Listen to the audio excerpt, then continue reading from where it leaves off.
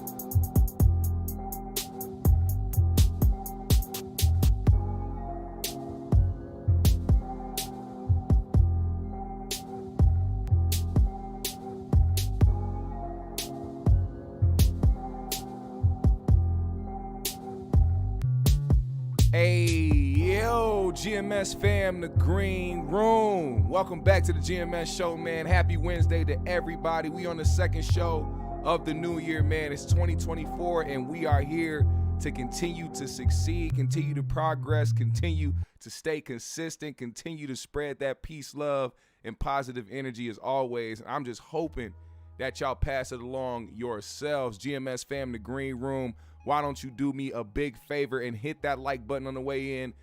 Share this live, man. If you have any other social platforms, man, share the live and let people know where to pull up to, man. It is the GMS show. We are the GMS fam, and we are here to build this community every single day that we are here to go live, man. Shout out to my GMS fam. Tap in to the live chat. Shout out your city, man.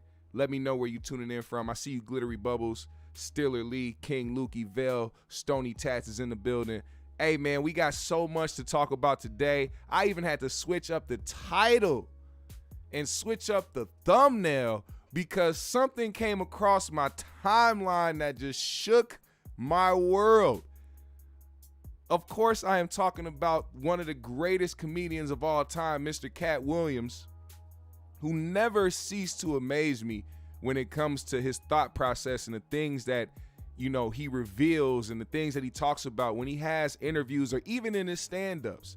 You know, it's you know, you expect it when you hear his stand-up specials, him, you know, talking about certain current issues. But in these interviews, when it pertains to himself, Katt Williams really knows how to give you those details and in a way where you don't have to question whether if it's valid or not. You know, it's crazy. Over the years, you know, you heard all the stories, Katt getting in trouble, you know, Katt is on drugs, Katt has mental issues, this and that.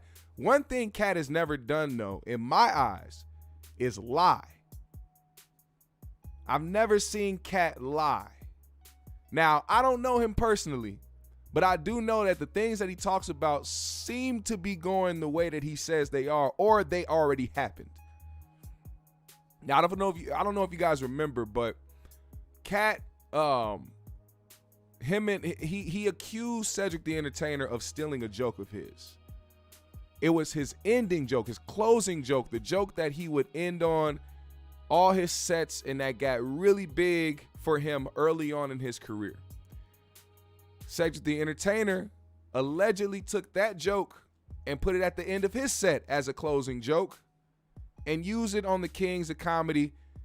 And they apparently had a conversation where both Cedric and Steve Harvey allegedly apologized to this man for Cedric stealing the joke, but then years later when it was brought up by Katt, it was denied by Cedric the Entertainer. It was denied so much that he felt it was almost like he had concern in his voice as, oh, maybe Katt's tripping again, maybe Katt's off the drugs again type thing. But Katt didn't let that shit slide. See, Katt was on Club Shay Shay. Shout out to Shannon Sharp, man. He's had some really dope interviews over there in Club Shay Shay. He had Katt Williams on his show where he talked about a lot of things. Now, I was going to start out with the Akademiks thing, but we're going to get to that next. I would rather go through this first, if y'all don't mind. Is that cool with y'all? Can we go through this first and foremost? Now, for YouTube's sake, I'm going to put this picture here.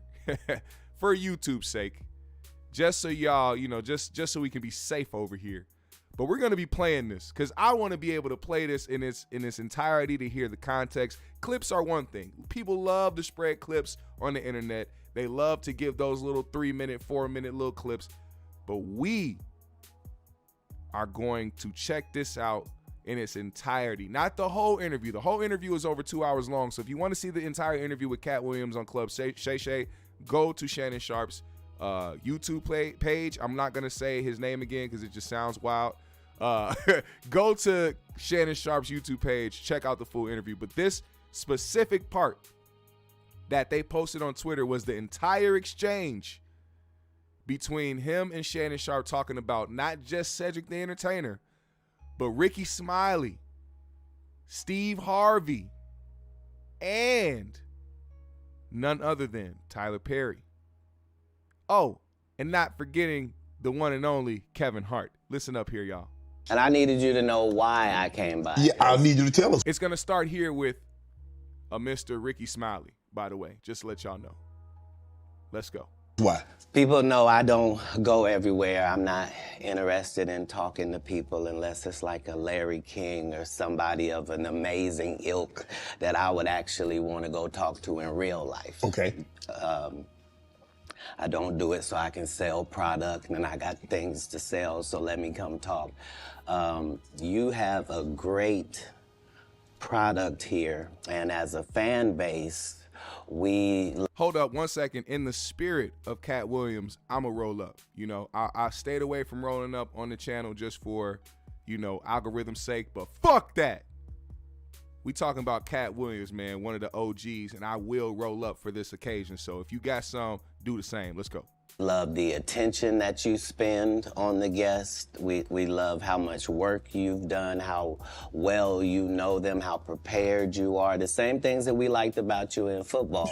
You brought that on over to here, and that's why it resonates. And the reason I had to come is because you've made a safe place for the truth to be told. You know what I mean? Thank you. I appreciate that. And I have watched all of these lowbrow comedians come here and disrespect you in your face and tell you straight up lies.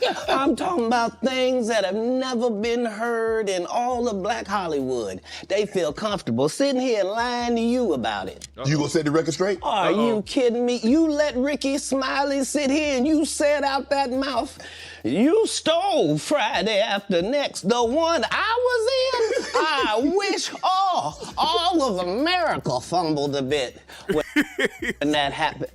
He said all of America fumbled a little bit, which is the truth. Because we all know who carried Friday After Next. Yes, Ice Cube did his thing. Yes, Mike Epps did his thing as always. Yes, Ricky Smiley did his thing as the Santa Claus. Of course, John Witherspoon, rest in peace, did his thing. Uncle Elroy, Sugar's old well, no, not Sugar, but her sister's nasty ass. We know that everybody did an excellent job, even Pinky. But who stole the show was Katt motherfucking Williams. Money Mike was the most memorable character out of Friday After Next. That is a fact. And then he said some stuff that we haven't heard in 100 years in Hollywood. You ain't say nothing. This man told you he had Katt Williams' role. He was gonna be Money Mike. And Katt Williams was gonna be the Santa Claus. Now let's 3 quick points. Hold on. I'm sorry again. DJ Travel said, Katt is entertaining, but is he really funny? What? Now, I know comedy is suggestive or subjective, but nigga, is Katt really funny? DJ, you my guy. But come on, man. Is Katt really, is that even a fucking question? In Hollywood, they cast a 5'5" black Santa Claus that weigh 145 pounds. That's your story. Your story is the Ricky Smiley that couldn't even do curse words because he had a Christian fan base. He was gonna play the pimp. Why you didn't ask him why has he played a woman in more movies than he's played a man? Well, I didn't know He shouldn't be able, you wouldn't let a athlete that been on steroids talk about one of the greats. Uh-oh. Ricky Smiley can't act because Ricky Smiley can't act. He told you the story about when the movie came out. Where did he say he watched it? At home. He wasn't even at the premiere. You telling this man, you stole that. Oh, so he could get his name in the same sentence with a great one. It is sad. He was just that bitter when we were shooting it. He told everybody, it should have been my role. Everybody on the scene. Why do you think no cast member has ever said anything? He couldn't have played that role like you. I thought he was... Sir, no one, why no? He was with KD? He beat up Terry Crews? Why nobody know this story? You talking about in Hollywood, they switched off roles. You take this and he, what?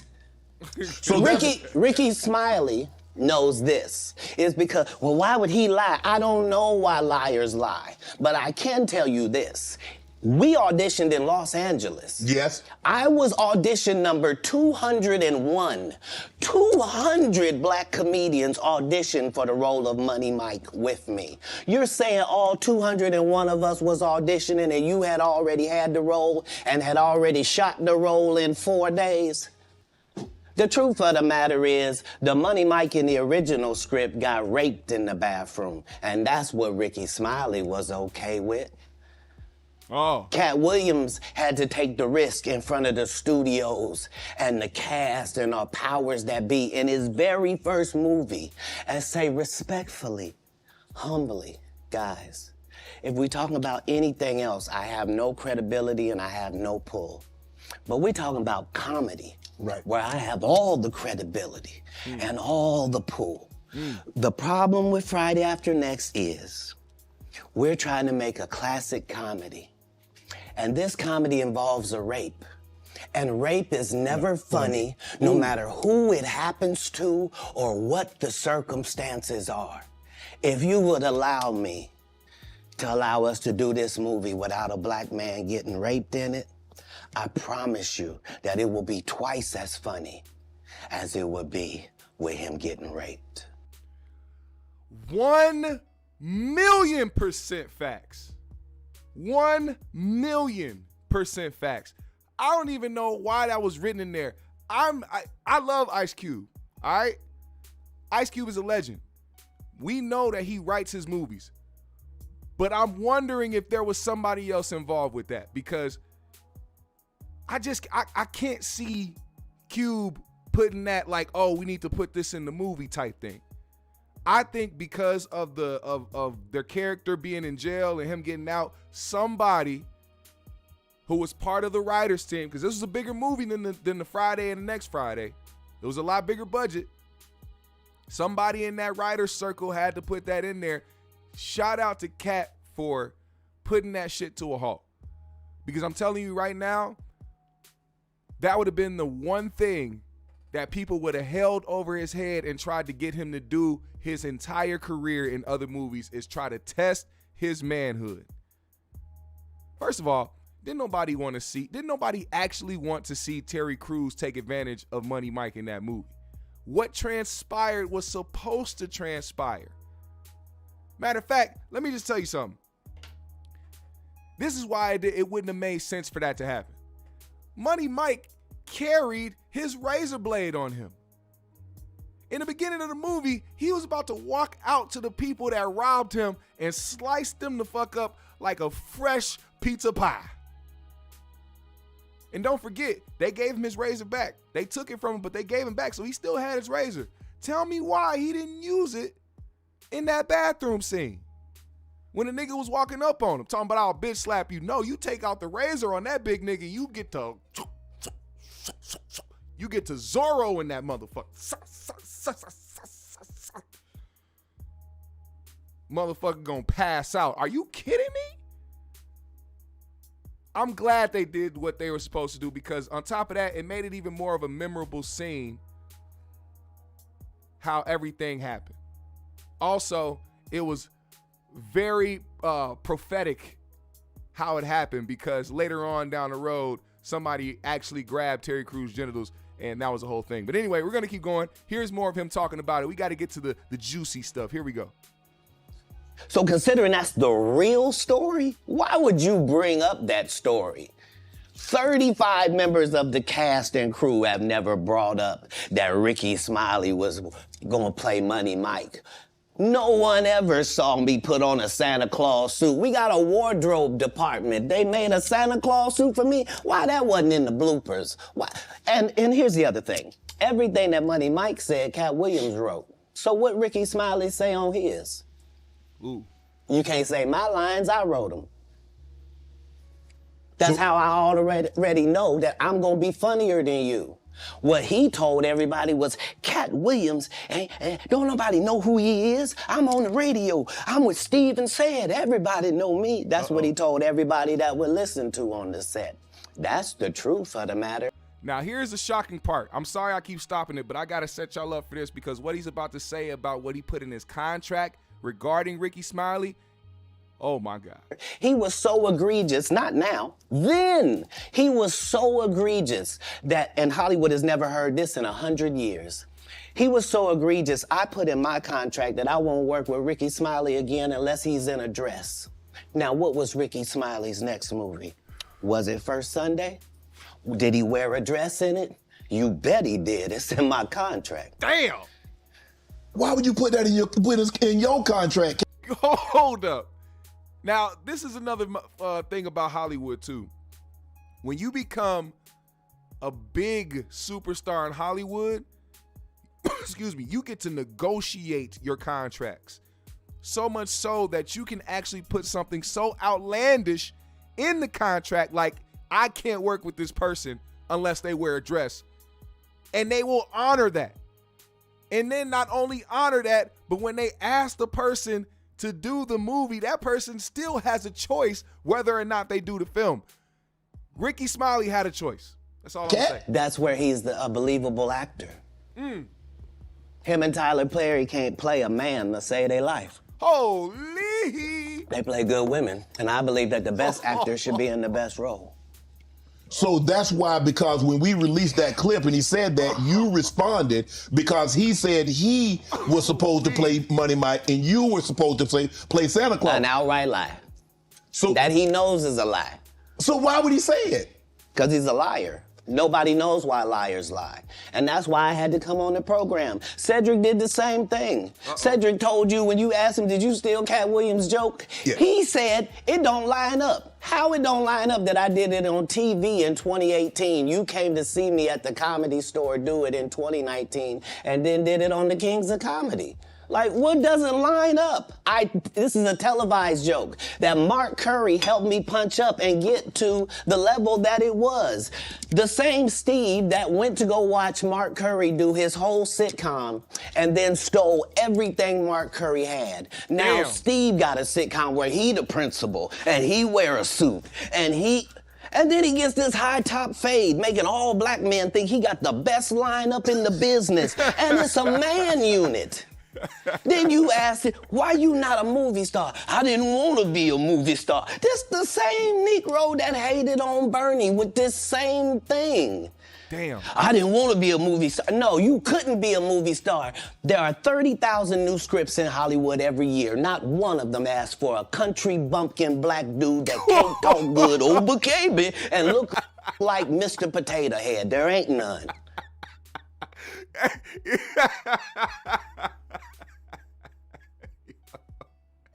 I'm sorry. I gotta play that again. Same thing. I didn't want to be a movie star. No, you couldn't be a movie star. There are 30,000 new scripts in Hollywood every year. Not one of them asks for a country bumpkin black dude that can't talk good, baby, and look like Mr. Potato Head. There ain't none. You would have to have range.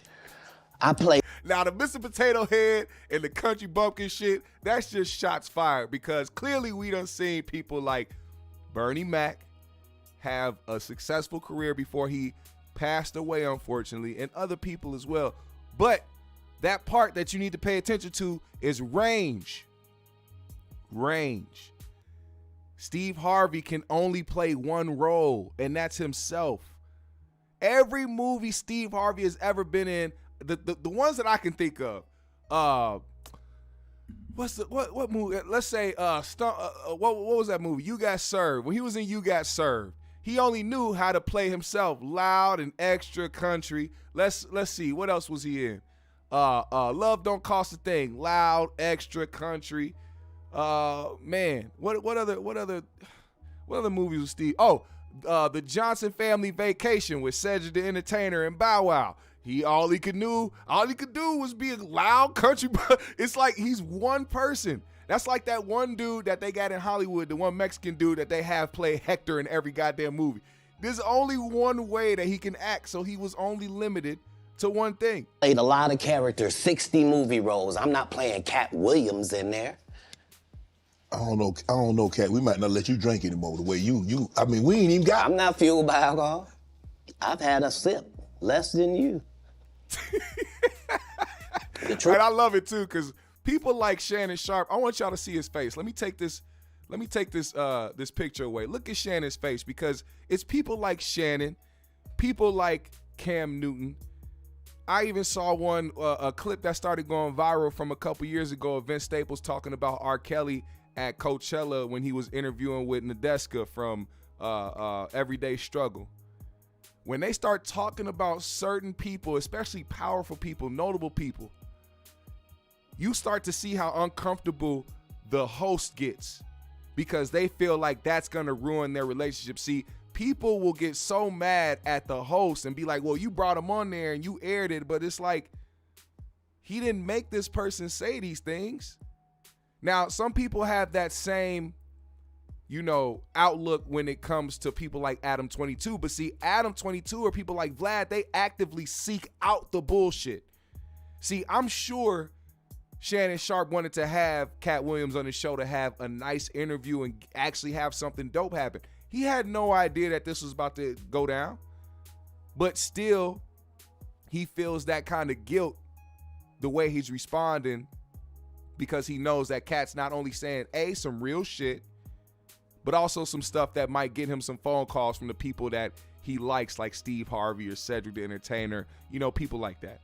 Truth don't need motivation. I'm just saying I can't let these dudes lie. Cedric sitting here telling you why he ain't a movie star. He over here look like a walrus. You didn't say nothing. He can't even get his arms off his stomach sitting over here. Why I'm not a movie star. What? It's a situation. He never wrote anything. Remember, when Cedric the Entertainer starts, he's supposed to be singing, dancing, and telling jokes. That's why he's called the Entertainer. Right. We found out he can't sing, can't dance, and doesn't write jokes. He did 4 comedy specials. They're so bad, Shannon, they're not available on Netflix or Tubi. Can I say that again for the audience? They're so bad that they're not available on Netflix or Tubi. He's on Ether. You don't think Sam's a good comedian?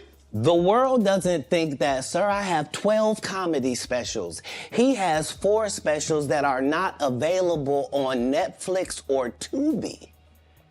It seems to me, Katt, that you had a lot to get off your chest. No. You wanted to set the record straight. Winners are not allowed to allow losers to rewrite history. I don't say any of these things if my name is not breached by these people on your platform. If you give a liar a platform to lie, then I'm not being messy by saying, hold on, that never happened, it's untrue, and there are hundreds of witnesses for each thing I'm saying. Now, chat, let me ask y'all one quick question. One quick question before we go forward. Let me ask you this, and just as a simple yes or no from the chat. Does Katt Williams sound like he's mentally ill? Like he's off drugs? Like he's lying? Like he just is talking out his ass? Does he sound like he's bitter? Answer that question for me before we go forward. Because I need y'all to be honest with me, because I feel like Katt is just somebody who's speaking his truth and doesn't need to be inebriated to do it. Doesn't need to be off any drugs to do it. Doesn't need to be having a mental breakdown or an episode to do it. Also, it kind of sucks because I like Cedric the Entertainer. I do. I think Cedric is great in movies. Comedy films, he's great. Stand-up, I think the only stand-up that he had that was great of his was the Kings of Comedy. It's the only one. And that's no shade or disrespect to him, but really he just doesn't, he's never put nothing out that stood out like that. Kings of Comedy was the only one. But movies-wise, Cedric, I love Cedric the Entertainer. I think he's dope. But when somebody's being real about a situation, man, you got to just take it for what it is. So let me ask you this. What is your relationship with Steve Harvey, Ricky Smiley, and Cedric the Entertainer as you sit here currently? For 30 years, they're a group.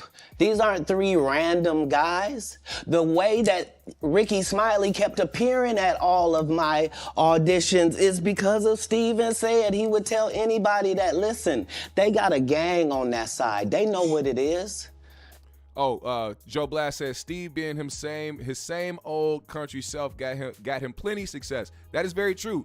We're not talking, we are not discrediting his success. We just talking about range. That's why I said I wanted people to pay attention to the range part, because there is no range in Steve Harvey when it comes to him being in different movies and different things like that. He has no range as far as that, but him being himself has made him a millionaire, which you can't beat that. A lot of people fake being themselves to get to the top. You can't beat being yourself, and people just gravitate towards you so much so that you get every opportunity you could ever think of and come up like Steve Harvey did. So I'm not taking nothing away from Steve, in his success, but just keeping it real about his range. That's all. They know who the gang is. Why Earthquake not in movies? 'Cause he's illiterate. He can't read. And they found that out when they gave him a show and put the cards in front of him. Like, all of these dudes are co-entwined and they share secrets, and this is the age of truth. And the truth doesn't need to be scared of the fact that people tell lies. Katt's on drugs. Where are the stories? Why is there no story of anybody who ever sold a drug to me, did a drug with me, was around me when I was inebriated? I got 5 daughters. I got 5 sons. Why would we tell these ridiculous stories? Because it's competition. You feel like, well, why comedy guys can't just get along? Yes. Why didn't you get along with the other teams you were competing against? If you're a Denver Bronco, why you don't get along with the Cowboys? Something wrong with you? But I don't disagree. I don't dislike all the Cowboys. Katt, damn, you like this? No, that's not. Okay, what comedians do you like? Did you play against the team? Yes. I would. DJ Travel says Katt does sound bitter. I would have to respectfully disagree, because usually that bitterness will come from a person being in a space where they're not as successful as the people that they're talking about. Katt is wildly more successful than Ricky Smiley. Katt is damn near. He's way more successful than Cedric the Entertainer. He's just about as successful as Steve Harvey and Kevin Hart when it comes to who he is, the brand that he's built, and the fact that he can go anywhere in the world and sell out an arena just by doing comedy. He's that guy. So I don't think it's bitterness. I think he's just one of those people that is not gonna let shit slide, and that's probably why he's got a bad rap in Hollywood. Remember, he said in the beginning, he said in his first movie, a lot of people in their first major motion picture in Hollywood would shut the fuck up and do as they are told. He made a stand in his first movie, not just his first movie, but the nigga was homeless. They got him off the street. Katt didn't even have fronts in his mouth. But imagine Katt standing there with no fronts in his mouth in front of people that's in Hollywood trying to change the script that they wrote. That took a lot of guts. That's all I'm saying. 46 comedians with me on the road. 46. Okay. I'm not the comedian you can give that to. I only put on comedians that are funnier than me. Anybody that ever told you differently was a fat Faison liar. There's nobody like me in the business. Faison just caught it straight. Faison said that getting a Netflix special is easy. I have 12 specials. Guess how many Faison got? 0. So it Why can't be is that he easy. allowed to have conversations about real stand-up people? got him there. We do not let people who are on the juice discuss real athletes. That's all. As a journalist, that's all. That's all I'm saying. Okay. I don't harbor any resentment to any of these entities because I can't be jealous. I've never seen them have anything that I ever wanted. If you sign up for their program, you get a light-skinned, weird-faced wife that never do an interview. Oh, man, come on. Listen, in 20 years, won't do an interview. Nobody's ever talked to her, and she's never been interviewed anywhere. And now, understand, I'm not talking about one person. What I just told you applies to 7 people. How they all end up with that. That's part of what you get. I came in this business saying I was going to expose. When I talked about Michael Jackson, when I talked about R. Kelly, they canceled me for these things because why would you talk about another black dude? Race is not where the line is drawn. It's God's side and the other side. And we don't care nothing about the other side. Ace of Spades said, why Katt get whooped by a 13-year-old? Because Katt is not a big person, all right? And in this new generation, 13-year-olds, they built like 18-year-olds, and they be beating on niggas' asses at 13, all right? And the little nigga was probably more agile at the time. I think Katt was a little drunk, okay? Give him some grace, damn. Period. All of these big dick deviants is all catching hell in 2024. It's up for all of them. It don't matter if you Diddy or whoever you is. TG Jakes, any of them. All lies will be exposed. That's all. And anyone who takes that the wrong way, know why they take it the wrong way. And see, I'm not gonna call DJ a hater because he's definitely entitled to his opinion. But what I will say about this Red Grant take right here, DJ Travel said Red Grant not funny at all, and he toured with Katt. Now I think Red Grant is funny. I don't think that he's just hilarious. I'm not turning on a Red Grant special. I do think he's pretty funny. What I will say though, Katt bringing Red Grant on tour with him is more so about his loyalty. In my eyes, maybe he thinks Red Grant is hilarious, but these are people he's come up with and didn't forget about, like a lot of other comedians or other entertainers would do with the people that they come up with. So that's why you see Katt Williams' huge comedy special in these big theaters where he's not bringing on the hot talent that's out there right now to open up for him, but he's bringing Red Grant, he's bringing Melanie Camacho, and he's bringing Lunel. You know what I'm saying? That's somebody that shows loyalty. He's just a loyal person. And a lot of people will tell you that. One thing I will say too is the stories that we hear or that I've just been hearing recently about Katt and the things that he's done for people. Somebody was just saying, you should ask Katt how much money he has given away to people over his career. Over his career, how much money has that man given away to people and didn't even talk about it? The only thing we hear about Katt is the troubles he's been into, him allegedly being on drugs and him doing this and that. We don't hear about the things he does to help people out. Also, if somebody's saying, imagine how much money Katt Williams has given away over his lifetime, that should let you know how much money he's getting just based off of him doing shows and him being who he is. Katt is rich. But he don't, I mean, you may see him with the chains on and him with the jewelry on and shit. But Katt, he's a helper. And that's all I've heard about him for a long time. It's my first time hearing people actually bring it up to where they talk about how much money he has given away, but just people talking about Katt helping. They ain't even necessarily got to talk about his money. They just say that he helps people. And I respect that a lot.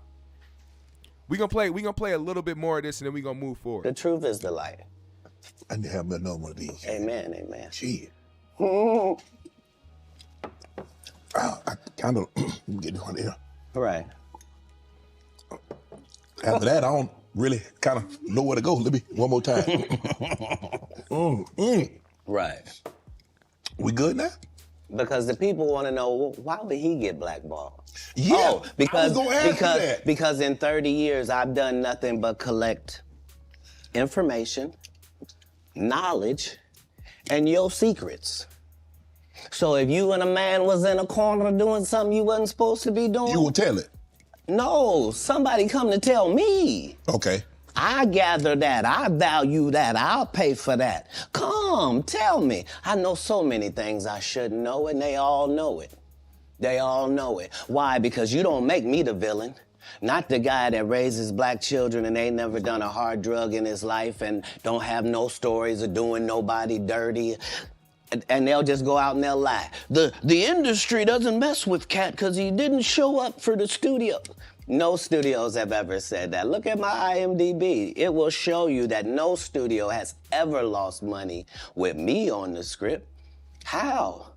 That's why I'm saying, that's why I can't let Ricky Smiley say he was supposed to play Money Mike, because I wrote the words for Money Mike. I designed the hair for Money Mike. I collaborated with the wardrobe department and made outfits to make sure that no one in America would be wearing what Money Mike was wearing. I told them to go get the Prowler. I then told them to paint it purple. I told them don't have an actor playing a pimp. We could get an actual pimp, Archbishop Magic Don Juan to play. Like, I did far too much work for somebody to come years later and try to tag along just for their own self-aggrandizement. Why didn't Cube set the record straight? Terry Crews could have set the record straight. Mike Epps could have set the record straight. Why none of them set the record straight? That's what you were supposed to ask him when he told you those lies that But I no didn't one's know it ever was a heard. lie. Right, but he's telling you something no one's ever heard of. Nobody has ever heard. Oh, Ben Affleck and Matt Damon was in a movie, and somebody said, y'all should switch roles. Like, this is a business. But that's the thing. Let me answer this too, by the way. I love the points that you're bringing up, Travo. Trust me. DJ Travel said Katt got blackballed years ago. That's why he's bitter. And when that happened, he lost his funny. Now, let me just say this. People will say the same thing about Dave Chappelle and the fact that he got caught up with the LGBTQ community and the trans folk and all that shit. Once Dave started talking about the trans people, every special, he got unfunny and became this and that. We got to understand that comedians aren't just people to sit there and just make you laugh, but they're here to talk about the times as well and what's current. Especially people like Katt, he's known for that, talking about what's current. And if he's somebody who is blackballed in the industry, but the fans continue to pull up in every arena, every theater, and he's continuing to make his millions every year without having to be engulfed in Hollywood and in every major movie and TV show, oh, he gonna have some shit to say. Same with Dave. I'll use the same thing with Dave. When people talk about they're tired of him talking about the trans community, well, we're tired of the trans community talking about Dave. What the fuck? Like, this is exactly what people don't understand. If something is, and you take things from your life, that's what these comedians do, the great ones that I love.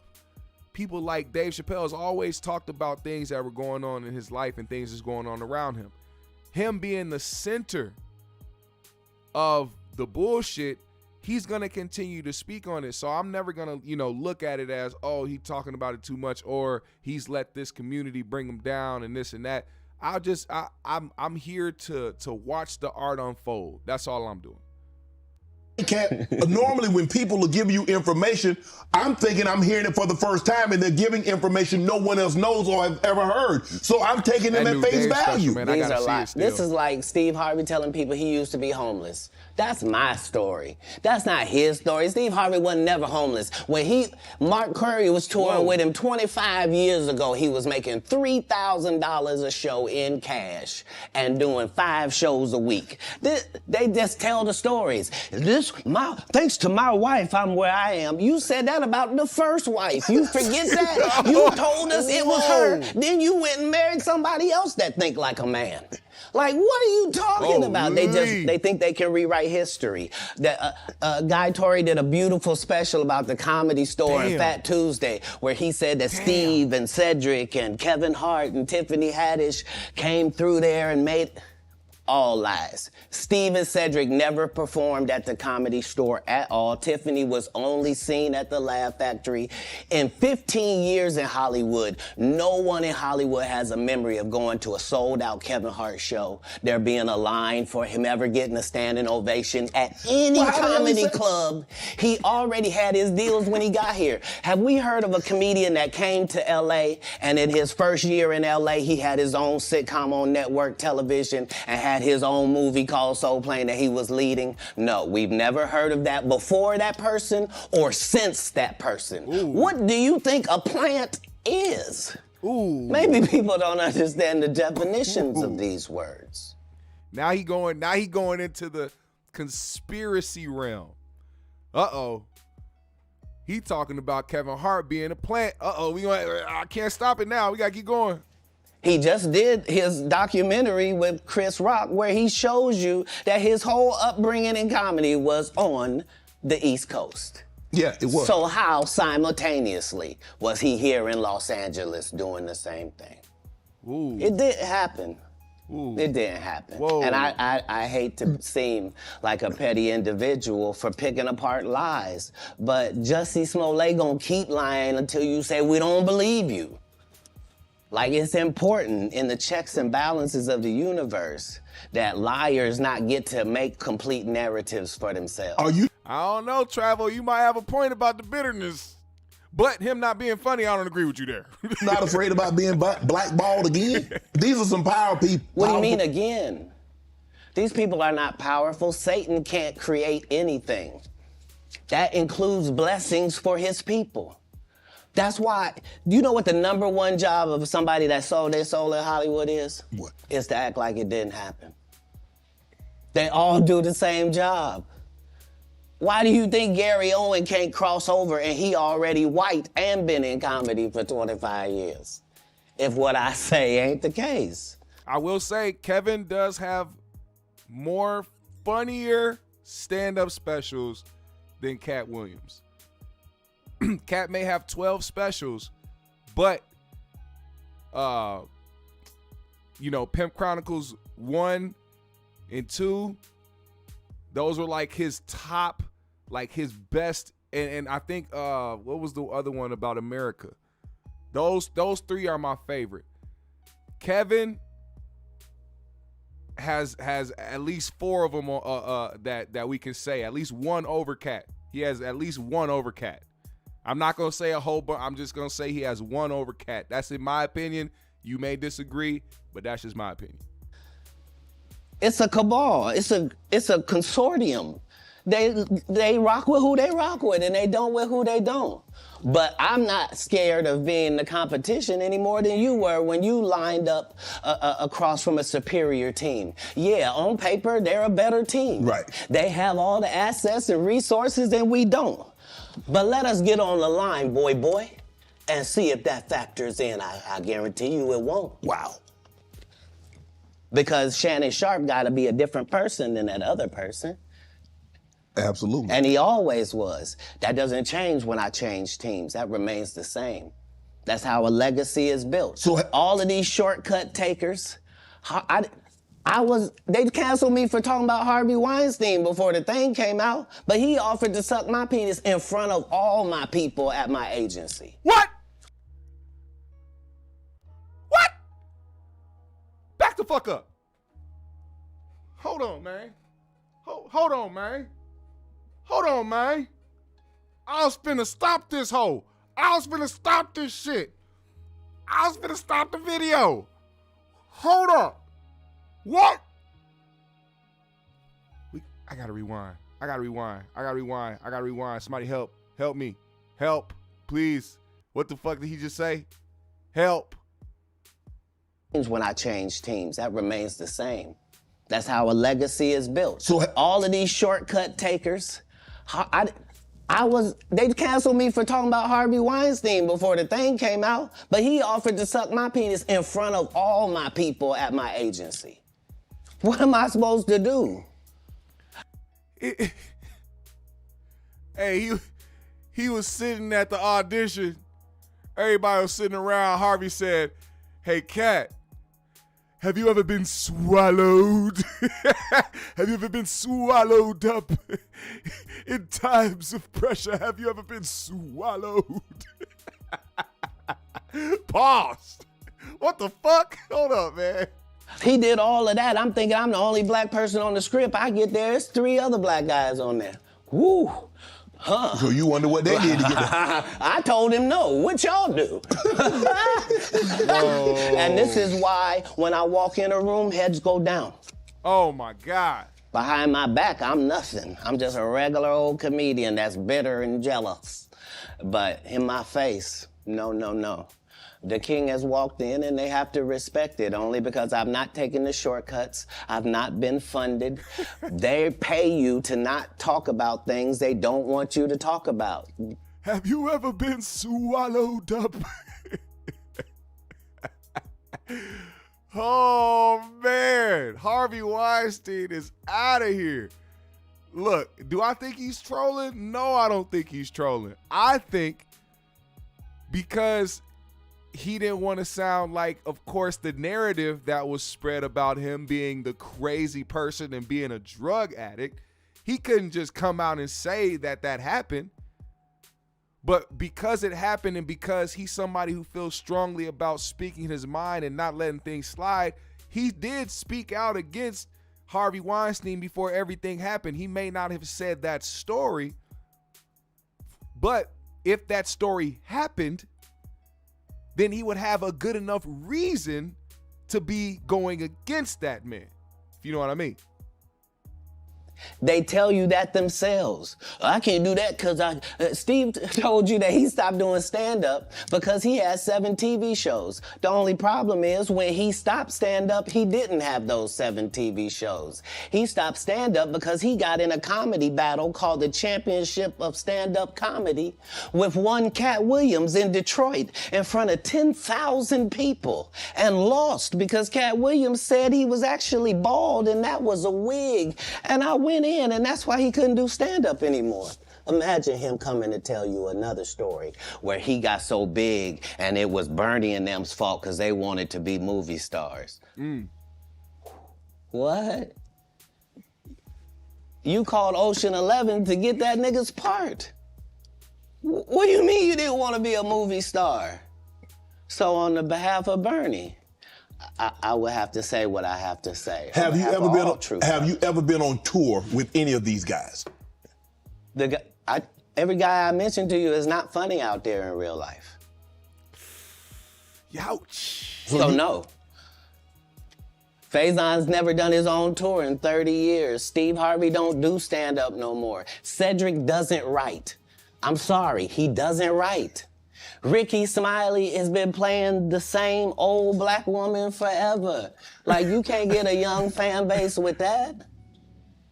Like, you gotta be doing karaoke around the country to make that work. Damn. And he is.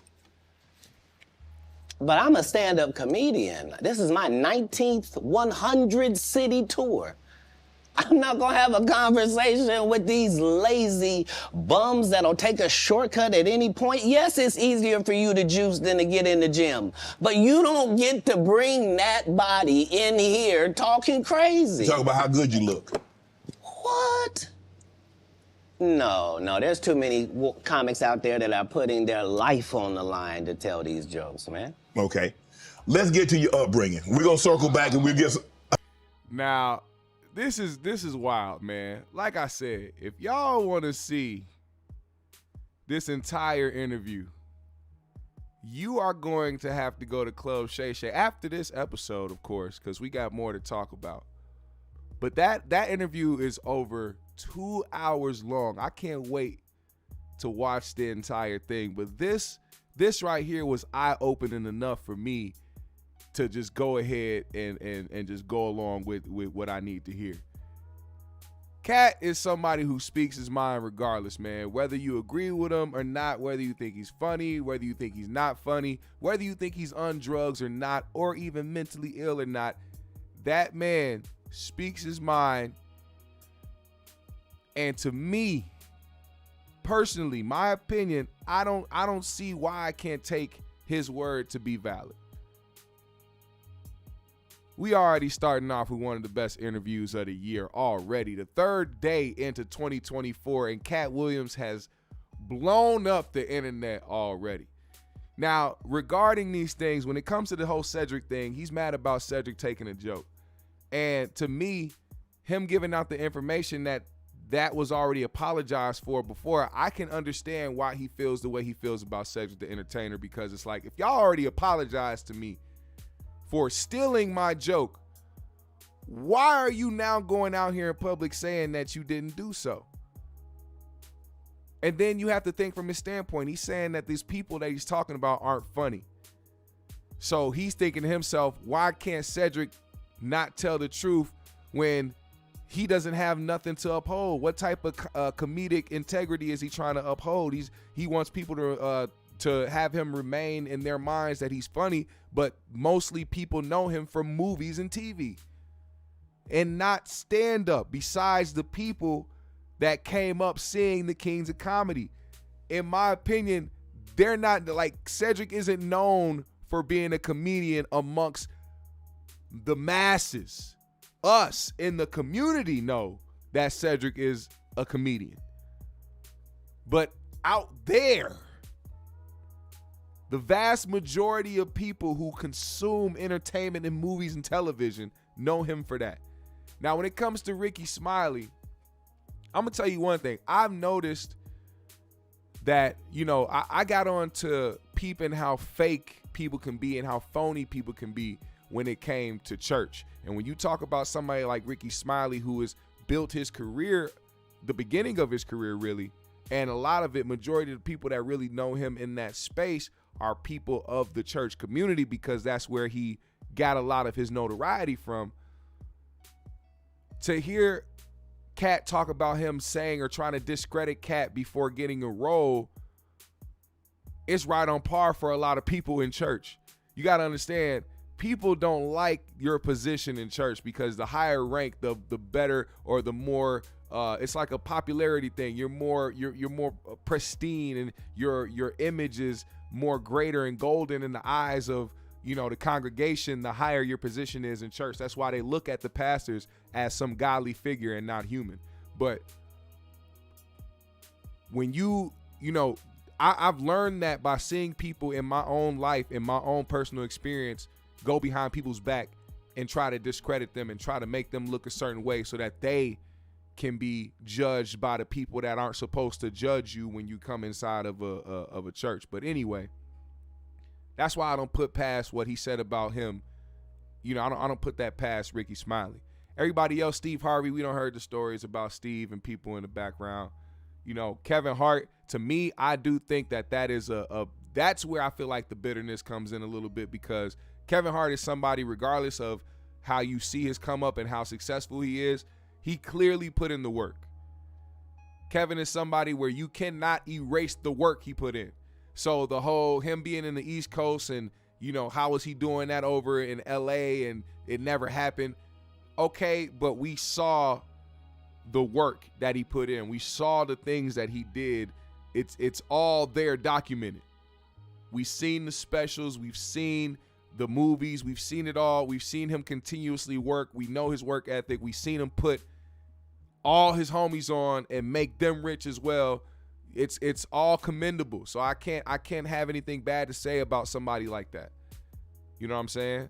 So I disagree with Katt on that end, but for the most part, it is what it is. You know what I'm saying? People have their own experiences in Hollywood, and we only see what we see on the outside looking in. So with that said, before we get into the next topic, man, for those that are watching right now, make sure if you see this right here to the right of me, it says use promo code GMS for 20% off everything at pharoahdistro.com. If you don't know what pharoahdistro.com is, well, these are the good people that own and have created the Dab X Go. For all my chiefers out there who keep that green mind state, if you want to go to their website and cop everything that they got on there, the edibles, the Dab X Go rig, the wax, the whatever it is that you need for your consume goods, go to pharoahdistro.com to get 20% off everything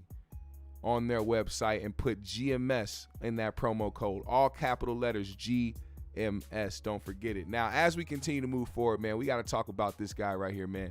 DJ Akademiks. So, Monday we had a show. We talked about the situation that was going on with Akademiks. Let me just refresh y'all memory real quick. So Akademiks went on and revealed that his ex-girlfriend by the name of what was her name? Cheyenne. She stole $500,000 from him in cash from his house. He revealed that to the public. Things went left. Cheyenne then went crazy because she got put on blast. A stream started. You hear a woman screaming in the background. It is, of course, his ex-girlfriend, Cheyenne, and she ended up getting arrested that day. Matter of fact, the video of her in the house screaming bloody murder, the cops are there trying to take her out of the house. So no woman was being assaulted. No woman was being sexually assaulted. Nobody was getting beat up. None of that. Actually, somebody was being detained by police, and she was not trying to leave. They conflicted this story with another story that he told about a young woman who came over to his home, who ended up sleeping with two guys who were Akademiks' friends while Akademiks was passed out drunk in his room. He told that story. That story went viral as well. The girl in question, mind you, never was brought up. She never was name dropped. He didn't even give a description of what she looked like, didn't give her Instagram ad. He just said it was some girl. Fast forward, after that story was put out there to the public and people were making it go viral, the girl showed herself and decided that she was going to out herself. As if people, that's the craziest part about it. This is the craziest part about this whole thing. He told this story about a random girl nobody knew. Nobody would have ever in life guessed who it was. She decided to get on camera and tell the world that it was her. Not only did she tell the world that it was her, but then she went on to allege that she was sexually assaulted by those two men, including Akademiks. Now, the problem with this is that the girl in question brought this to the police a year and a half ago already. There was a rape kit taken. There was an investigation. Akademiks had his house raided, had his cameras confiscated, had everything. Not even just that, but he gave them information. He was giving them things. He cooperated with law enforcement to try to help this whole situation get rectified. It was determined by the police that what took place was not sexual assault. And not only that, but the video that they took corroborated Akademiks' story of him getting home, being drunk, hardly making it upstairs, and passing out in his room, leaving no opportunity for him to have any contact with that girl whatsoever the entire night. Now, the internet, because of the hate that people do have for Akademiks, there was no context put to any of this, so people decided to mix those two stories and try to make it seem like Akademiks, on video of the girl screaming bloody murder, they tried to make it seem like that girl that claimed that she was assaulted, that was her in the video screaming, not his ex Cheyenne, and that was the video of her being sexually assaulted. They also ran with the narrative that he did this to this girl. Now, Akademiks went on his live to explain a little bit of what actually happened and what took place. I'm gonna play a little bit of it right here, and then we're gonna move forward. Now, for the female pages who have posted this and tried to make it something it's not, also for this page, well, actually, they were also incorrect. This incident had nothing to do with violence. This incident had nothing to do with the R word or SA. This is my stream came back on because my internet was out, and there's someone who's in my house who's not the person. We're gonna show this other person. Actually, I'm not even gonna show him, but I'm gonna explain. This is my ex who's upset. She's upset that she's being talked about in very disparaging way online. That's it. That's it. Yet this was 2 days ago, and this is the I've realized about when someone hates you, they will purport or ignore facts to make up their lie. This was from about 3 days ago, right? 3 days ago, maybe, but within the last week. This is nothing. If you ask, like, even though, if you ask even Cheyenne herself, she would tell you, oh, this is nothing. However, people keep confusing it and thinking it's a woman being abused. I also don't want to make her look bad, so I don't even want to tell you why or what's going on up there. Like, it was upstairs. I don't even want to get into those details. The more details I share, it seems that people who don't want to believe or want to admit that the narrative you're creating is wrong, they're going to make up something else. Okay? Again, if you follow the train of events that happened that night, you would realize this got nothing to do with another incident that happened over a year and a half before this. Okay. All right. What the fuck is this? You get the suckers of this world names. But a lot of y'all know. Get back to that. There's a situation that I spoke about previously that now people want to now act like this is, first of all, the video I played before is relevant to it. Now this is him talking about the other girl who is accusing him and his friends of sexual assault. False. The video that I played before is of my ex-girlfriend. I call her my ex, but you know, me and her was on and off for like 2 years. There's another woman who I haven't seen in 2 years, damn near, right? Or a year and a half, whatever. Here's the thing, and here's the important thing that you guys know. If you hear, and I won't be telling the story again, but if you heard me tell the story before, what some of you who are either educated or smart might say, damn, that kind of sounds like that Kai Cenat situation. It does. Granted, actually. You're right. It does. Sounds a little bit like it.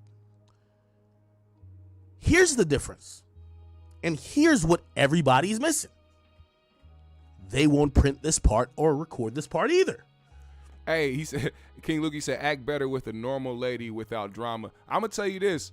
The way Act looks at himself as the prize, I'm sure there's other girls that are the girls that he messed with will look at him like, nigga, yeah, you got money and you do this and that and you do everything for me, but nigga, you still look like so-and-so and this and that. But see, that's the type of girls that Act needs to stay away from, and he needs to vet better. He needs to find a chick out here that actually like appreciates the shit that he does or like what he could do. You know what I mean?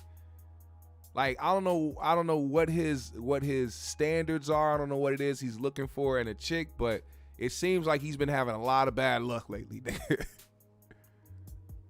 The difference between this situation and the Kai Cenat situation, the Kai Cenat situation went online and started being a war for words, and then people are saying, why don't y'all go to the cops? This situation that I mentioned went to the cops over a year and a half ago. It went to the cops. Me and my lawyer were openly cooperative because we are, by the way, you know, some serious allegations, I don't care who's involved. I don't want weird shit happening around me. We helped the police. Whatever you need. You want our phone? You want passcodes? Let's decrypt our DVR. You should see all the footage. There is nothing they did not see. Axe said he was willing to tell on his friends if they did something wrong. He said he's not in the business of protecting people that do shit wrong. And I respect that because at the end of the day, and I said this when I spoke about this initially, the story sounds weird because when niggas come upstairs and start doing the waking you up, hey man, we about to leave, can you lock the door behind us? It makes it seem like they did something wrong or that. What are y'all trying to hide? Or are y'all trying to leave my house too quickly, nigga? What did y'all take? You know what I'm saying? And I'm not in the business of you coming to my crib doing some foul shit and then leaving and having me take on the repercussions of the actions that you made. And at that point, you already showed me disloyalty. You already showed me that you don't respect me. You already showed me that I can't trust you. So from that point on, nigga, it's open season. That whatever they trying to tell me I'm a part of this shit and I ain't have nothing to do with this or no knowledge behind this shit. Oh yeah, y'all on your own. I'm sorry, y'all on your own. I don't give a fuck who it is. Because my homeboys, my friends, the people that I call brother, they would never put me in a situation like that. You know what the result of that investigation was? By the way, here's another thing that I keep saying is different from the Katt and that thing. That was officially ruled by the DA and the police that there is nothing there. So I see a lot of people go, you're going to be in jail. There ain't no charges. There won't be no charges. And I'm speaking as a nigga who, like, there's documentation to say, hey, we looked at everything, everybody's cleared. Not only for me, for everybody involved. I know some of y'all like, hey, whatever. I'm only here to speak about me. By the way, still, I'm telling y'all, nobody was charged. Nobody wants to. Somebody says, I'm glad you said that. I thought you was arrested. I was never arrested. It's documented. Akademiks was never arrested. There was a search warrant done on my house for the surveillance tape. That's it. They investigated the crime that allegedly happened here. They came to the agreement. This is the police. And by the way, I want to also specify the district attorney, the detectives. I am one of the most famous people that live in my municipality. By the way, they went to extreme methods, because they knew maybe at one point this might go public and they don't want to look crazy. Trust me, they don't want to look crazy. If there was a hint of something being done wrong, they would have filed charges. They would have went forward. Trust me, they went through extreme measures. They went so extreme, they started looking at other crimes. Hey, does he sell drugs? They went extreme. And this is why, and by the way, I know y'all want me to keep going over details. Here's the thing. Any individual that has to do with this case knows that this is the fact as well. There ain't no charges. No charges could ever come. The police and the DA have officially closed this case not long ago. They have the video. They seen what happened. They basically said, you're good. They didn't even charge nobody else. But this is why social media is so destructive. Now, one thing I will disagree with in this act situation before we move forward, he was answering some questions in the chat. Somebody asked him about suing that girl that claimed that he was on top of her when she woke up. If I am somebody who in this situation knew what happened, which he said he was upstairs, sleep, passed out, he didn't even know she got there or whatever happened, all that shit.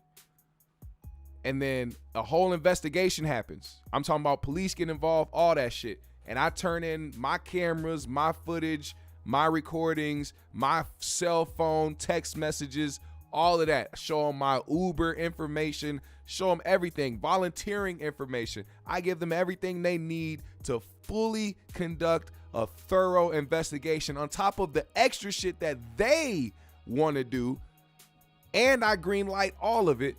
And it comes back and they see that it is exactly what I said happened. And on top of that, what you claimed happened didn't happen. Oh yeah, you might get hit with some litigation, especially if I got the type of money that Act does. Oh, defamation, bitch.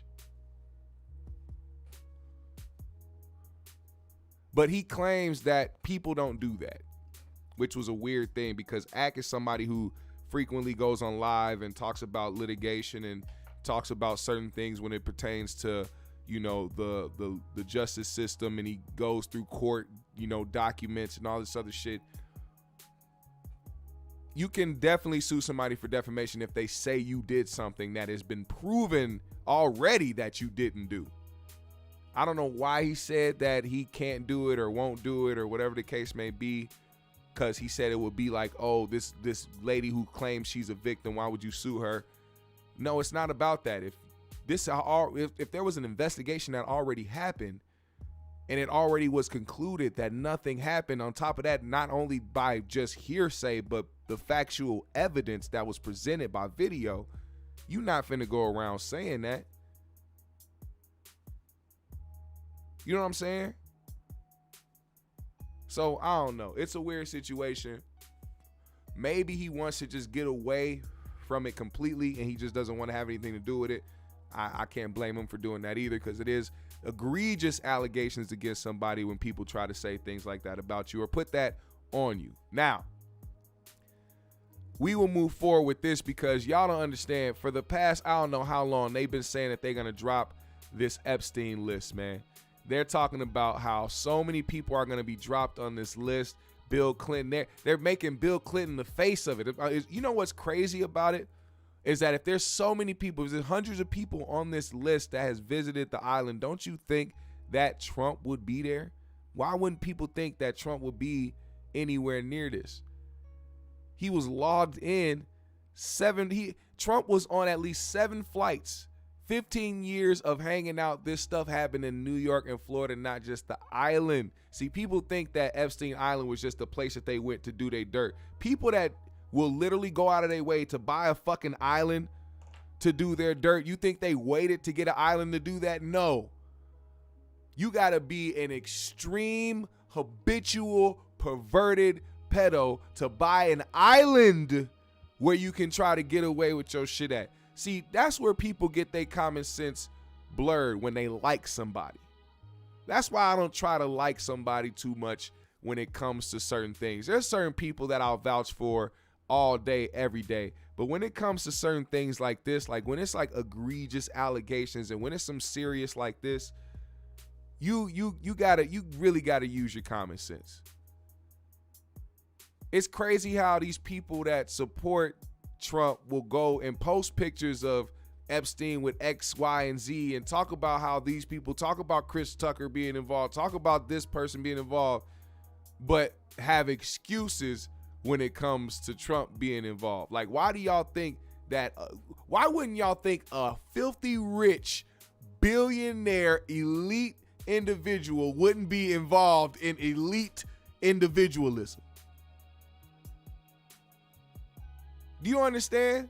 Like, what makes people feel like, I don't know what it is, man. Maybe because these people, these MAGA people, made him like a God figure, almost like a pastor. Like, he's not presidential. He's not no politician. They made him someone like a pastor. And they look at him as such. Like, think about it. He'll go out, he'll do his speeches, but those aren't speeches, those are sermons. You can tell by how people respond to the things that he's saying. Then on top of that, they give their tithes and offering. He has some of the most profitable merch in the entire United States of America. The MAGA gear has raked in hundreds of millions of dollars. Sounds like a pastor to me. He just has the biggest mega church of them all, and that's MAGA of God in Christ, Baptist, Ebenezer, non-denominational. You know what I'm saying? It's a cult like following is what I'm getting at.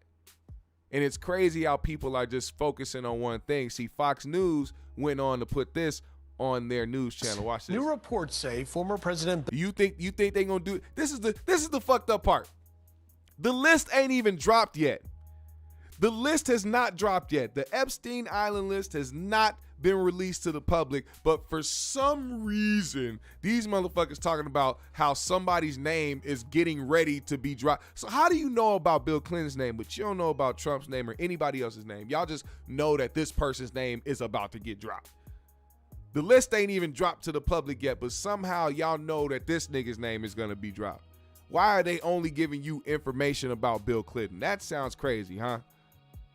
New reports say former President Bill Clinton is going to be identified as one of several John Does named in previously redacted documents related to convicted pedophile Jeffrey Epstein. Alexandria Hoff joins us now with more on this developing story. Hey, Alex. Hey, Griff. Yeah, and Clinton is not the only big name expected to be released in this. Currently, within the hundreds of pages of sealed court filings related to Epstein, there are more than 150 individuals identified only as John or Jane Does, but the legal masking is about to come off. Last month, a Manhattan federal judge ruled that there is no justification to continue to have documents sealed in the settled case involving an Epstein accuser and the convicted sex offender's now jailed associate Ghislaine Maxwell. The documents are expected to be unredacted and released as early as tomorrow, and among those named, former President Bill Clinton. That's according to ABC News, which notes that the 77-year-old is mentioned more than 50 times within the lengthy court text. The references will likely come from attempts to He was out there getting swallowed. have Clinton testify against Swallowed up. Epstein and Maxwell. The ABC News report mentions that there is no indication that the my records God. contain any evidence of illegal conduct or allegations of wrongdoing by Clinton, although the accuser in the case did claim that she met the former president on Epstein's private island. Clinton's lawyers have maintained that he ended contact with Epstein in 2005 before Epstein was accused of luring underage girls to his home in Palm Beach. And Palm Beach is not on Epstein Island for the geniuses that try to discredit or try to make it seem like certain people weren't there because they're your favorite president. If this nigga was going around doing this shit habitually, you know anybody that was around him was there for a certain reason. I don't care who it is. When this list comes out and you find out who it is, I don't care how high you rank them on your like list, they got to come off. You got to put them on the hate list.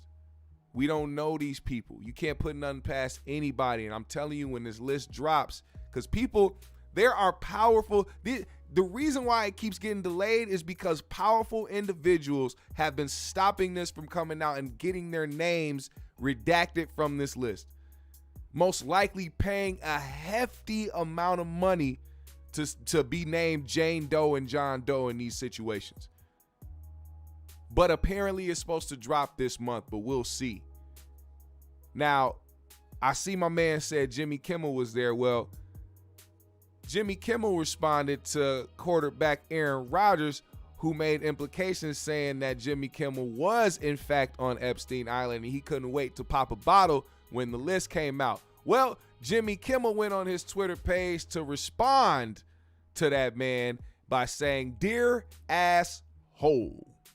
For the record, I've not met, flown with, visited, or had any contact whatsoever with Epstein, nor will you find my name on any list other than the clearly phony nonsense that soft-brained wackos like yourself can't seem to distinguish from reality. Your reckless words put my family in danger. Keep it up, and we will debate the facts further in court." Interesting.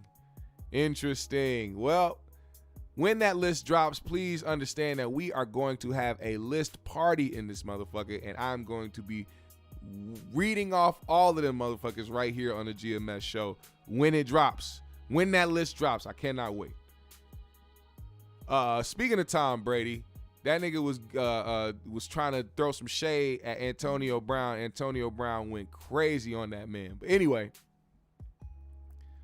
apparently T.I. and Tiny have new allegations against them. There has been a lawsuit filed against them. Once again, they have been sued by a young woman who claims that she was drugged and sexually assaulted by the couple in a hotel room. Please let me direct you to the good sisters over at TikTok who do their thing by commenting on these situations so swiftly and so thoroughly. I want y'all to hear this from the mouths of Divine Goddess. Here we go. Hello everyone, I'm Dr. Ahmadai Shakur. So T.I. and his wife Tiny have just been accused of assaulting someone, and now the woman's filed a lawsuit, and she's claiming that she met them in or around 2005 when this occurred. Let's get into it. The woman who's listed only as Jane Doe says that in or around 2005, she and a friend were at Coolio's house at a party. There they met a man by the name of Caviar who said that he worked for T.I. and Tiny. Not Caviar. Now, they all met up at a club the next night in the VIP section. She said she had 2 drinks of amaretto sours, and then Tiny hands her a drink that she never saw Tiny drink out of. Shortly thereafter, they all decided to leave the club, and T.I. supposedly asked her and another 2 women to ride with he and Tiny. Hey, by the way, shout out to my guy Zen Master in the chat. Make sure y'all subscribe to Zen Master's channel on YouTube and follow him on Instagram. Appreciate you for the 20 in the Cash App. He is contributing to the GMS fund, and I advise those out there that support the GMS show to support and also donate to the GMS fund, because we are getting ready to up production around here. We are about to get new setups, new cameras, new mics, new everything, and it's going to be so dope and a new look for the GMS show. So if you want to help contribute to that and the growth and the progression of this show, of this channel, man, you can donate to the GMS fund by hitting that Cash App right here. As you see the name down here, Jaquan Pittman 50. Go ahead, take a screenshot, write it down, whatever you want to do. There it is for you right there. If y'all want to go ahead and do that, I appreciate you. Now back to this here. She said she didn't know the other 2 women and her friend rode with Caviar. And so they all were supposed to be going to the same place, but she says they ended up at a hotel rather than where they were initially headed. Please. Not his toes. The woman also alleges that once they got to the hotel room, Tiny asked the other 2 women to leave. Now, because she claims one of them was flirting too much with T.I. Then she says that Tiny removed her clothes and the young woman's clothes, Jane Doe, and they got into the shower, and then shortly thereafter, T.I. joined them. She said while she was in the shower, she began to feel dizzy. She says she was feeling dizzy and very lightheaded. And then she says that T.I. told her to go to the bed while he watched dirty movies. And the woman basically goes on to say that the 3 of them were in the bed together in the hotel room, and that T.I. used his toe to do something to her. Whoa. Now, with that all been said, she claims that she got... Hey, if there's any women in here, have y'all ever been towed? What is it like to get towed? And how do people do it? Like, do they just flick they one big toe up and just get to yamming? And what possesses a man to break his toe out and decide? Matter of fact, I hope he had his toenails clipped and like and filed or something and not sharp, you know what I mean? Because who just decided? And I hope he didn't have no bunions, no corns and shit, you know what I mean? Maybe I hope he didn't have no foot fun. There's so many variables as to why you shouldn't put your fucking toe into somebody. Yeah, he's a tomosexual. Soda Slim, he said T.I. is a tomosexual. Holy shit. Sick, and she went to go and vomit.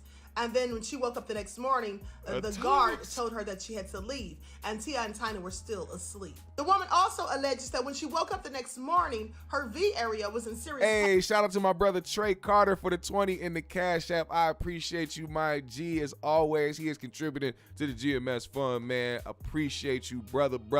Appreciate you, brother. My nigga Trey Carter, man. Let's go. And it was also itching and burning. The woman says she's suing them now due to California's Sexual Abuse and Cover-Up Accountability Act, which opened a 1-year window for the revival of claims where the statute of limitations otherwise would have run out. She's also suing them for sexual abuse, assault, negligence, and false imprisonment. Please pay attention. T.I. and Tiny released a statement that reads, "On the heels of positivity, negativity always rears its ugly head. This plaintiff has been threatening to file this lawsuit for 3 years. For 3 years, we have emphatically and categorically denied these allegations. For 3 years, we have maintained our innocence and refused to pay these extortionate demands for things that we didn't do. For 3 years, we have maintained the same position, while the claims in this story have changed time and time again. Our position is clear. We are innocent of these fake claims. We will not be shaken down, and we look forward to our day in court. Well, if I hadn't done any of these things, I would absolutely be going to court. I wouldn't settle if I were innocent. Please pay attention. At the end of the day, a lot of these lawsuits have been filed, and I do believe that some of these people absolutely are victims. They have been victimized, in my opinion, but some of these people, I believe, are lying, just trying to get a bag. And at the end of the day, before anyone leaves me a comment saying, don't victim blame and shame, that's my opinion, and I'm entitled to have it just as everyone else is. Boom. And a woman said that. I didn't have to say it. You see why I played the video. See, if I would have said it, some people would have took that wrong. I ain't got to take it wrong. I'll let a woman speak for herself in this situation who actually understands from certain standpoints. We don't know what this woman been through. She could have been assaulted, and she could probably feel like it's offensive for women to come out here and lie and perpetrate in certain ways just to try to get up on a bag because they know that people will be quick to settle. I'm telling you, a lot of people said it. When Diddy settled as fast as he did with Cassie, you understand there's a law right now that was passed. I want y'all to understand what she said when it came to this law. There was a law that was recently passed. Where is it at? I want her to say it again so y'all understand what this is. Listen. And Bernie. The woman says she's suing them now due to California's Sexual Abuse and Cover-Up Accountability Act. Let her say it again. Them now due to California's Sexual Abuse and Cover-Up Accountability Act, which opened a 1-year window for the revival of claims where the statute of limitations otherwise would have run out. They gave a 1-year window for sexual assault victims, not just women, but victims, to come forward and tell their stories to try to help get some of these creeps off the streets. Now tell me, in this day and age, in this generation, you don't think that there are some nasty individuals that want to take advantage of this situation so that they can try to get some type of revenue from it? Oh, I was at a party with so-and-so. I remember we got that chance to get drunk around so-and-so, and I got the text messages or pictures to prove it. I can go to court and say that this happened, and this motherfucker gonna have to do this, and we gonna have to settle, and I'm gonna get a bag. You don't think anybody out there doing that? Which is to me disgusting. That is egregious. Especially for the people out there that have actually went through horrific things like that. You are discrediting them. You are throwing them into the background. You are making it harder for them to come forward. You're making it harder for them to be believed when things have actually happened to them. That's why I hate Black Lives Matter organization so much. Because they made it harder for this entire world to believe in the fact that Black lives do matter, to the point where people discredit them even more after they came up and did what they did. Do you understand that analogy?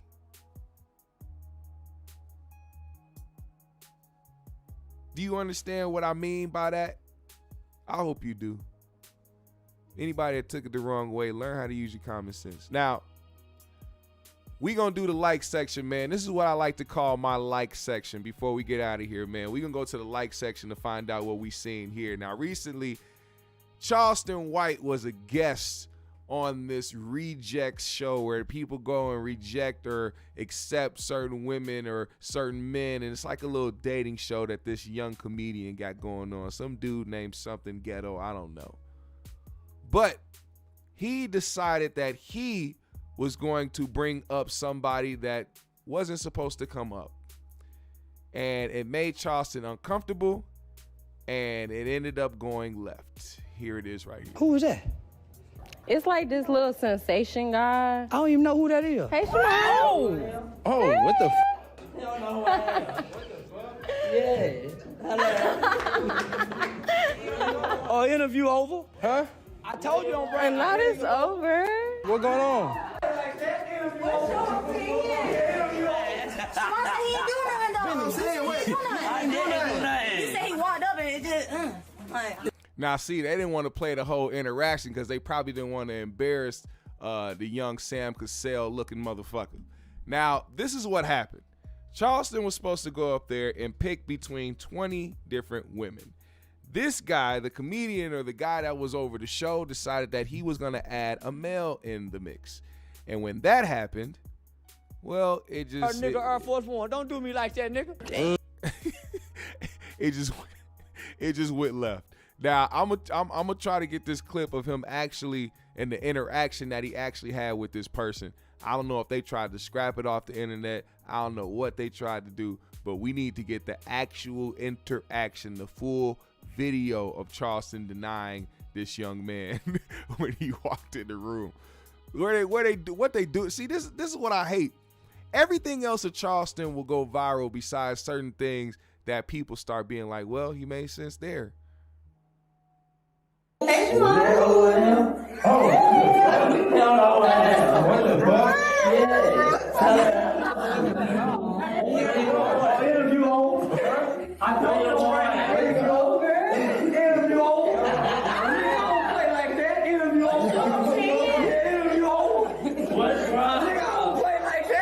I thought you said 20 women. You couldn't get 20 women and go find interview over.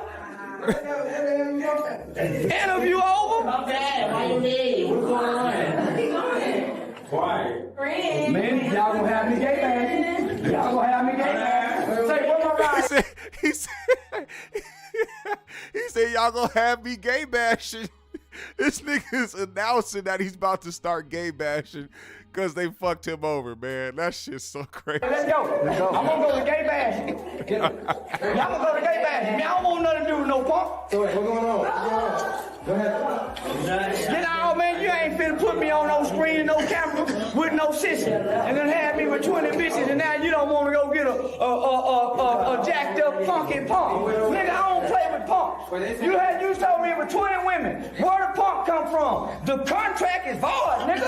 I'm responsible for all. No, nigga, where the punk come from? You told me 20 women. You ain't even have 20 women. What's going on? Nigga, the contract is void. So they saying. I don't give a fuck what they say. I don't even know who that is. I don't even know who that is. What's going on?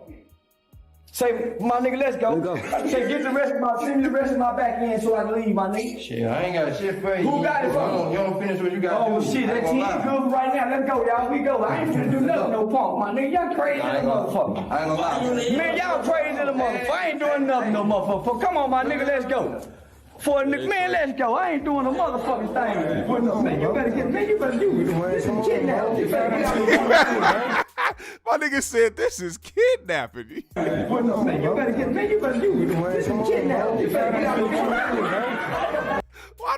Why would you try to stop him from going out the door? Do you know what this nigga got on his utility belt? Charleston got more shit on his utility belt than Batman. You trying to stop him from going out the door? As soon as he feel like his life is being threatened, all types of shit start coming out. Razor blades, pocket knives, nigga, sharpened pencils, motherfucker, mace, nigga, taser, everything. And you go try to block him from leaving out the door? Are you crazy? You better let that man go. You better let that man go. Hey, I don't blame him though, man. When people try to do this setup shit, you cannot blame them on how they react when you do this shit to them. If it was unbeknownst to him that this man was gonna be a part of the lineup of what you said was gonna be 20 women, you can't blame him on how he reacted. People out here trying to call him homophobic and all types of shit. No, y'all set him up. So don't try to get him on no random shit. Don't try to, and trust me, I'm not the first person to sit up here and try to defend Charleston White of all people. But I see how certain things go. And it's a lose-lose situation. So which part of the lose you gonna be on? You gonna stand there and do the interview and try to do the pass or whatever the shit and interact with the motherfucker when you know you don't want to because you trying to obligate some shit? Or you gonna say how you feel and you gonna react how you react and let it be that. It's a lose-lose situation, especially with a powerful community like them. You're always gonna lose. So you might as well go on the side that you feel most comfortable going on. If you want to snap the fuck out, nigga, snap the fuck out. If you just want to walk away, walk away. It don't matter what it is. But this is a lesson of not just that specifically of the LGBTQ community, them aside, you know what I'm saying? Them aside. This is a lesson on not standing and doing something you don't want to do. All that stuff aside, all the jokes aside, learn from people that stand up for themselves and don't do things that they don't want to do. You hear what we did, or what was said in the beginning of this when we were watching Katt's interview on Shannon Sharp. They tried to make Money Mike get scraped in Friday After Next. Imagine if we actually seen that, if that scene actually played out in the movie. That would have been a scene I would have skipped so much. It would have been a scene I just would have blocked out of my mind. That would have been the skip. The only skip of the movie. The only time I ever fast forward will be that part. Because why would they even put that in there? And he fought against that. He said, I'm not doing that. You got to learn to stand up for yourself, man, and do it the right way, man. Now, GMS fam, the Green Room, it's been an incredible show, as always. I appreciate everybody that pulled up today. Make sure you hit that like button on the way out, man. I want to see y'all like this video on the way out. Share this live. Let people know where the GMS show is, man. I want y'all to use y'all other social medias and say, yo, go check out the GMS show. We want to continue to build this family, man. I want to continue to build the GMS fam as we continue to go forward.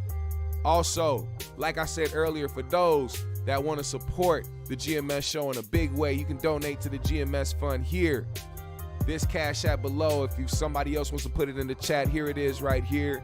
Go ahead and do what you do. Shout out to Zen Master. Shout out to my brother Trey for donating as they should, as they could, and as they would. It's much appreciated, man. It's much appreciated, man.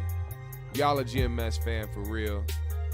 I will not forget these type of things. Anybody that's ever helped, man, you got to understand, when I become successful, you become successful with me. There's always going to be a reciprocation in this form. You feel me? GMS fam, the Green Room. It has been real. We gonna continue to keep going up, continuing to build on this channel. Continue smoking good. I see you, King Lukey. 313 Legacy, Glittery Bubbles in the building. Ray Vaughn, Harris, Dub, Deuce, Soda Slim, CDT Beats, Chevy Dave, Hot One, George Smith, Alex Mack. What's going on, man? Joe Blast is in the building. Arians, Baby G, Grits and Gravy, Glittery Bubbles, I see you. Who else was in, man? My brother Fooster was in the building. El Crablos, Will Stumbling, DJ Travo, Montez, Nobles, Joshua Page, Black Hippie Ricky, I see you. All right, y'all. Much appreciated. We gonna keep it going, man. This is the new year. We going in year 3 with this, man. So I appreciate everybody that's been here since day 1 and who has been here along the journey ever since. I promise you, we gonna elevate this year. I promise you that. I promise you that. It's time to work harder than we ever have, man. It's time to make shit happen. GMS fam, if you with me, put a GMS in the chat right now. Green Room. We out.